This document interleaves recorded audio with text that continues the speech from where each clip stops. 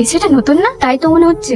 চল ওকে একটু মুরগি বানাই। এই হিরো, এই কলেজে নতুন নাকি? হ্যাঁ। বাহ, ফিগারটা তো খুব সুন্দর বানিয়েছো। তোমার হেভি লাগছে। আমার তোমার প্রেমে পড়ে যেতে ইচ্ছে করছে। হ্যাঁ, আবার তুই প্রেম করবি? দেখ রিয়া, এবার কিন্তু খুব খারাপ হয়ে যাচ্ছে। এর আগে 3টে বয়ফ্রেন্ড আমি তোকে দিয়ে দিয়েছি, একটাও নিয়ে নি। এটা কিন্তু আমার। তুমি ওকে বলে দাও তো যে তুমি ওকে ভালোবাসো না, তুমি শুধু আমাকে ভালোবাসো। ওদের সবার সামনে তুমি আমাকে আই লাভ ইউ বলো। কি হলো বলো, বলো না।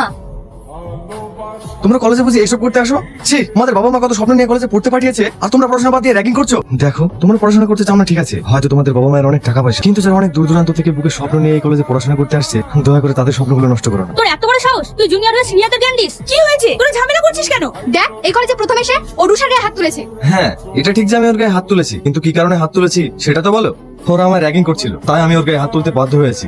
একদম ঠিক করেছো, ওদের উচিত শিক্ষা দিয়েছো, নইলে ওরা দিন দিন খারাপ পথে চলে যাচ্ছে। এই তো দেখছি ভূতের মুখে রাম নাম। কিরে, এখানে দাঁড়িয়ে কি করছিস? তুমি ওকে চেনো নাকি?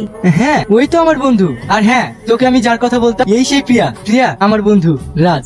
হ্যাঁ, কাল বাস স্ট্যান্ডে আমাদের দেখা হয়েছে, কিন্তু আমি জানতাম না এটা তোমার বন্ধু। তুই অনেক লাকি রে, যেমন একটা পরীর মতো মেয়ে পেয়েছি। এমন মেয়ে অনেক ভাগ্য করে পাওয়া যায়। দেখিস আবার অবহেলায় যেন হারিয়ে ফেলিস না। বাহ, তোমার বন্ধু খুব সুন্দর কথা বলে। হ্যাঁ, ও একটু এইরকম। চল ক্যান্টিনে গিয়ে বসি। তোর গার্লফ্রেন্ডের খবর কি? আর গার্লফ্রেন্ড? আমার কোনো গার্লফ্রেন্ড নেই রে, যদিও একজনকে ভালোবাসি 2 বছর হয়ে গেল, আজ পর্যন্ত তাকে বলতেই পারিনি। শালা, তুই যে এতটা বোকা, আমি তো আগে জানতাম না।